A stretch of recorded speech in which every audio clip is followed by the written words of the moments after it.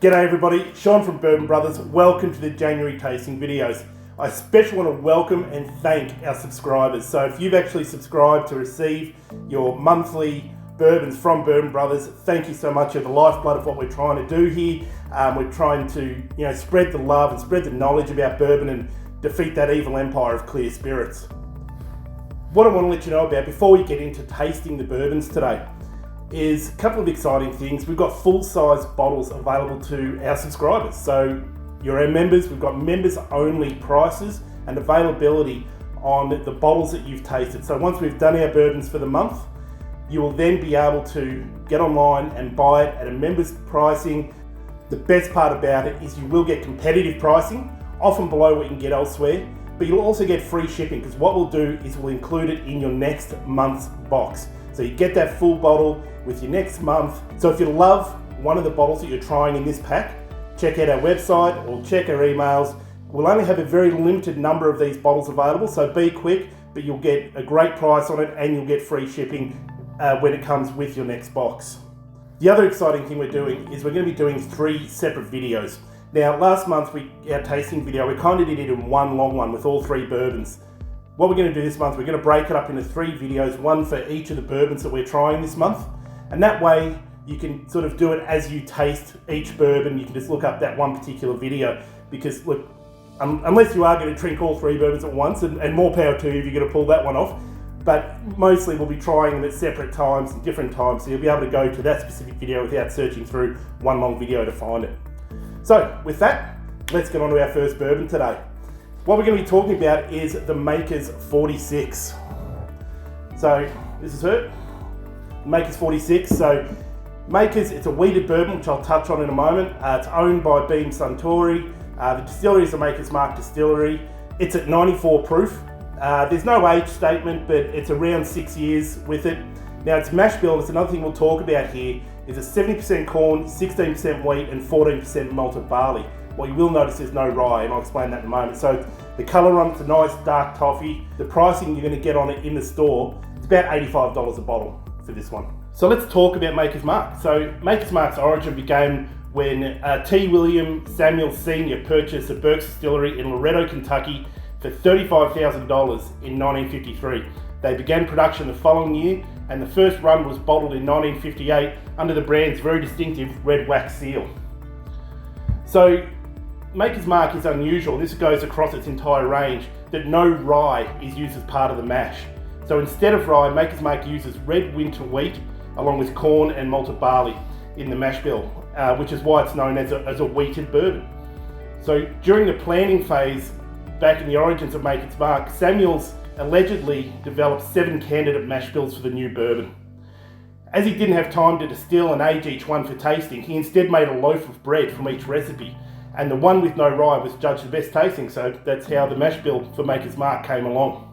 So Maker's Mark is sealed with red wax. T. William Samuel's wife, Marjorie Samuels, gave the whiskey its name, drew its label, and thought up the wax dipping process to give the bottle its distinctive look. It was introduced to the market in 1959, that wax seal. And if you actually have a look, it has the MS logo on it, which is for Marjorie Samuels, who came up with it. So Maker's Mark 46 starts off as a standard Maker's Mark, which is the wheated bourbon made in batches of less than 1,000 gallons, and then heavily seared French oak staves are placed in a just emptied Maker's Mark barrel, which are then refilled and returned to the warehouses to finish aging for probably 2 to 3 months is what it's estimated at. Maker's Mark should actually be given a lot of credit for what they've done with Maker's 46. The bourbon really contains that soul of the standard Maker's Mark that we probably all know, but it enhances it in an overall positive way. The exposure to the additional charred wood has given Maker's 46 a woodier flavour profile. It's not one that's overly oaked, but it brings a nice blast of sweetness from the additional sugars from those seared French oak staves. Maker's 46 takes that beloved Maker's Mark flavour profile and amplifies it in all the right ways through a very unique twist on barrel finishing not seen anywhere else in the industry. Maker's Mark 46 sells for about 80% more though than the cost of a standard Maker's Mark bottle. So you might pay about $45 to $50 for a standard Maker's Mark, and this is sort of that $80 to $85 range at Uncle Dan's. So do I feel like you're getting your money's worth with Maker's Mark 46 versus a regular Maker's Mark? For me, the answer is absolutely. Makers 46 presents a really great, rich flavour profile that you don't often see in wheated bourbons. If you're a fan of the standard Makers and can swing the price premium, then this is a no-brainer in my book. So, now we've learned a bit about the history of Makers and Makers 46, I think it's probably time we should give it a taste.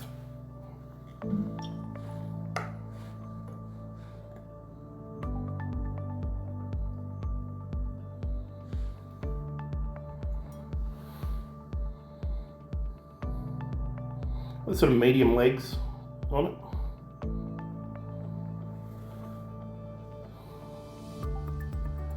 Yeah, so you get really strong hints of caramel and that toasted oak which comes from those toasted staves that are put in the finishing process. A little bit of vanilla and probably some toffee in there as well.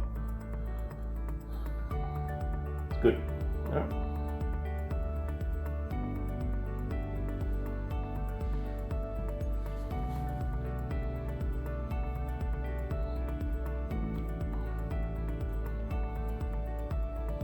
Yeah, so it's got a nice buttery palate, good heavy oak taste in there, sort of in that mid palate, caramel, cinnamon, fresh baked bread in there. And it's just that classic wheated bourbon flavour profile, so it's not that spicy rye, you get much more of a kind of a sweetness hit with it. That finish, you do get some spice coming through, with some buttered rum, tobacco, leather, and of course that oak finishes there. So that's our Makers 46. And remember, the only way to enjoy bourbon is your way. Enjoy your journey.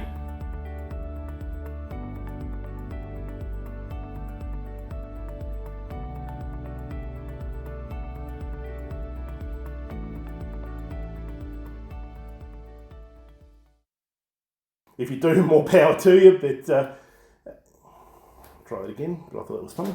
That was good. There. That was good. I'll start.